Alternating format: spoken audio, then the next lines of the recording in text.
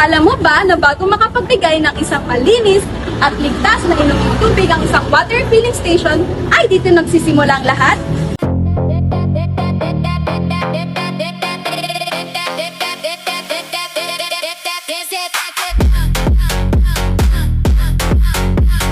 Magandang buhay! Dito tayo ngayon sa Aqua Geyser Water Treatment and Supply Station. At sa araw na to ay samahan ninyo kami habang ipinapakita ang buong proseso ng isang water filling station machine installation mula sa pag-assemble hanggang sa actual installation ng machine at turnover sa aming client. Let's go!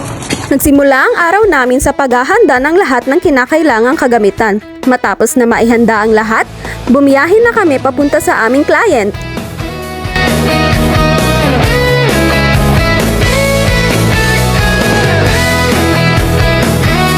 Nandito na nga tayo at unti-unti na nga ang binaba ang lahat ng mga gamit na gagamitin for machine installation.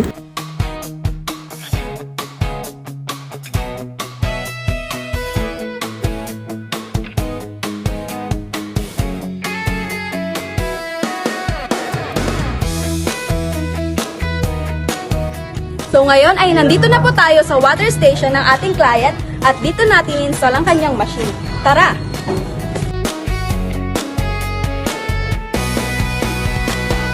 At ito yung package na kinuha ng client, which is yung package 4 na quadruple membrane.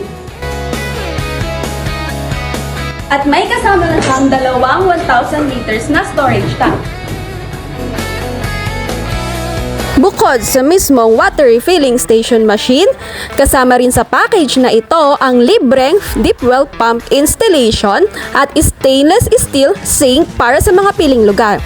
Layunin nitong mabigyan ng aming mga clients ng mas kumpleto at mas convenient na setup sa pagsisimula ng kanilang water refilling business. Pagkatapos maibaba ang pangunahing frame ng makina, sinunod na rin ng mga FRP tanks. Ito ang ilan sa pinakamahalagang bahagi ng filtration system dahil dito nagsisimula ang proseso ng paglilinis ng tubig bago ito dumaan sa iba pang filtration stages. Bago buuin ang buong sistema, inuna muna ng aming team ang paglalagay ng mga PVC pipes at fittings. Mahalaga ang bahaging ito dahil dito dadaan ang tubig sa bawat filtration stage. Kapag maayos ang piping installation, magiging maayos din ang daloy ng tubig sa buong sistema. At habang ginagawa ang piping connections, isa-isa na ring inihanda ang iba pang mga piyesa at fittings upang mas maging maayos at mabilis ang buong installation process. Isa sa pinakamahalagang proseso ay ang paglalagay ng filter media sa bawat FRP tank. Ang multimedia filter ay binubuo ng pebble, silica sand at anthracite na tumutulong sa pagsasala ng sediments at iba pang maliliit na dumi sa tubig. Ang activated carbon naman ay nakakatulong sa pagbabawas ng chlorine, amoy at hindi kanais-nais na lasa. Samantalang ang water softener ay may resin na tumutulong sa pagbabawas ng water hardness upang maprotektahan ang buong filtration system. Sunod na ring in-install ang booster pump kasama ang automatic pump controller. Ang booster pump ang nagbibigay ng tamang pressure upang maitulak ang tubig sa iba't ibang filtration stages, habang ang automatic pump controller naman ang tumutulong sa maayos na pag-andar ng pump. Kasunod naman ang electrical installation at UV water sterilizer.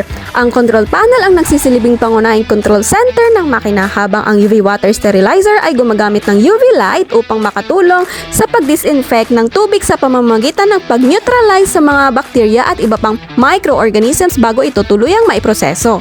Unti-unti na ngang nabubuo ang ating water filling station machine. Sa puntong ito, makikita na ang kabuwang ayos ng pangunahing filtration system. Inihanda na rin ang mga connection para sa dalawang 1,000 liter storage tanks upang matiyak ang maayos na pagdaloy ng tubig sa buong sistema. Kasunod nito ay pinaandar na ang dig well pump upang magsimulang kumuha ng tubig mula sa source papunta sa storage tank. Habang pinupuno ang tangke, inilagay na rin ang mga sediment filters, carbon black filters at filter housing. Ang mga ito ang nagsisilbing karagdagang protection upang masigurong malinis ang tubig bago ito dumaan sa reverse osmosis membranes.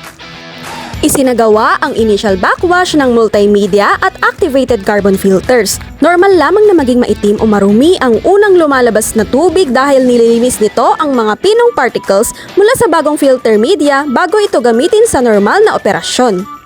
Matapos makumpleto ang filtration system, in-install na rin ang gooseneck faucet at faucet valve na magsisilbing dispensing point ng malinis at ligtas na inuming tubig.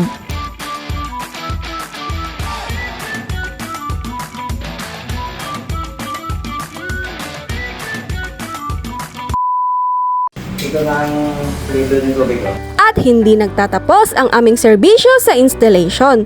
Mahalaga rin sa amin na maturuan ang aming mga clients kung paano gamitin at alagaan ang kanilang makina. Sa pagkakataong ito, itinuro namin ang tamang paraan ng pagbabackwash ng multimedia at activated carbon filters. Para sa water softener naman ay sa susunod na lamang namin ituturo kay ma'am dahil mas detalyado at komplikado ang proseso nito. Para sa kabuang pagbabackwash ay magkakaroon tayo ng separate tutorial para sa mga susunod pa naming video. Congratulations pumili sa aming client at maraming salamat po sa inyong tiwala sa Aquageyser. At ayun lamang po sa araw na ito, isa na namang successful installation ng ating natapos. Maraming salamat po sa inyong panonood. Sana po ay may natutunan kayo sa aming vlog. Huwag kalimutang mag-like, share at follow ng aming page at abangan ninyo ang aming mga susunod na episodes dahil dadalhin namin kayo sa iba't ibang actual installations, repairs, maintenance services at marami pang water solutions. At hanggang dito na lamang po. Remember, every great business starts with the right solution. See you on our next episode. God bless. Bye!